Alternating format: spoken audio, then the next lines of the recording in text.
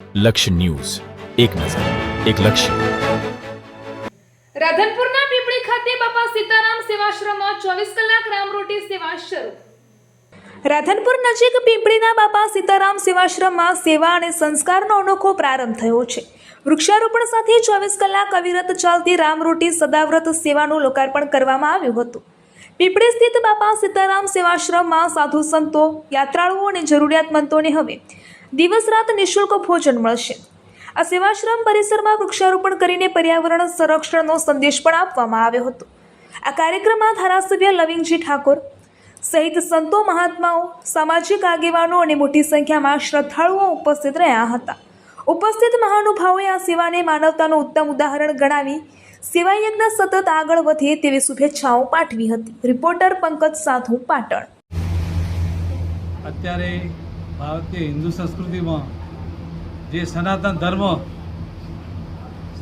ધર્મના કારણે બહુ જ ઉજાગર છે અને હિન્દુ ધર્મનો પ્રચાર સાધુ સંતો, મહંતો, આચાર્યો એ હિન્દુ ધર્મનો પ્રચાર કરી રહ્યા છે. મને પણ મારી નોકરી દરમિયાન મને એવો વિચાર આવ્યો કે હું પણ કંઈક કરું, એટલે આ આશ્રમના બાપા સીતારામ સેવા આશ્રમના સંત શ્રી રતનદાસ બાપુ જ્યારે ગોલોકધામ પામ્યા, મારે ફક્ત 3 દિવસ નોકરીના હતા એ પહેલાં એમને દેહ ત્યાગ કર્યો અને એવું કહેતા ગયા, ટુકડો ત્યાં હરી ટુકડો, એમ તમે આ કાર્ય મારું પૂર્ણ કરજો. એટલે એમની પ્રેરણાથી મને આ એક સારો સુઝાવ આવ્યો છે અને હું ભગવાનની દયાથી વેલસેટ હોવા છતાં પણ એક નાનું એવું અન્નક્ષેત્ર ચાલુ કર્યું છે અને રામરોટી ચાલુ કરી છે અને હું સેવા આપું છું.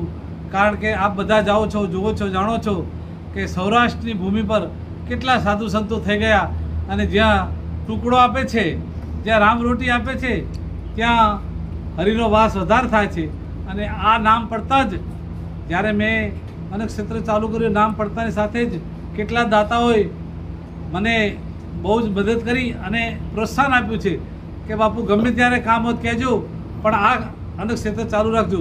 એટલે હું ભગવાનને પ્રાર્થના કરું કે મારો જીવ છે ત્યાં સુધી મને આ સેવા કરવાનો. લવિંગજી આયા વૃક્ષરોપણ સાથે કરી.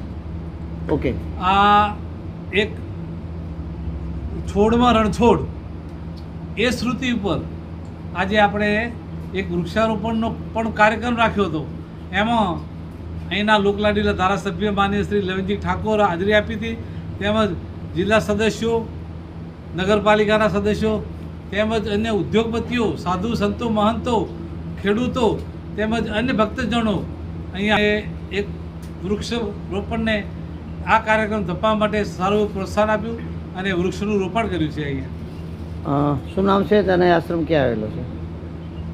આપનું નામ અને હા, મારું નામ વિષ્ણુદાસ બાપુ છે. હું પોતે જીબી રિટાયર્ડ ઓફિસર છું, પણ મને ભગવાને એવી પ્રેરણા આપી છે કે બસ સેવા કરવી. મારા પરિવાર બધો પાટણ રહે છે, વતન ગોવના ગામ છે, હારી તાલુકો, અને હું અહીંયા સેવા કરું છું. જતા હોય સાધુ સંતો, મહાત્માઓ તે જતા હોય તેમને ભોજન પ્રસાદની જરૂરિયાત મુજબ એમને આવશ્યકતા હોય તો રાત્રે સુવાની પણ વ્યવસ્થા, એવી અમે નાની મોટી સેવા કરી રહ્યા છીએ. મારી સાથે કરશનદાસ બાપુ પણ સેવા આપે છે અને અમારા સમાજના પ્રમુખ વાસુદેવભાઈ પણ એમને મને પ્રોત્સાહન આપવા માટે આગાધ પ્રયત્ન કરે છે. આ આશ્રમ રાધનપુર પીંપળી, મોટી પીંપળીથી 2 કિલોમીટર કચ્છ હાઈવે ઉપર બાપા સીતારામ સેવા આશ્રમ બોર્ડ લાગેલ છે અને હું હરિભક્તોને વિનંતી કરું છું કે અમારા આશ્રમનો લાભ લો અને અમને પ્રોત્સાહિત કરો, સેવાનો મોકો આપો.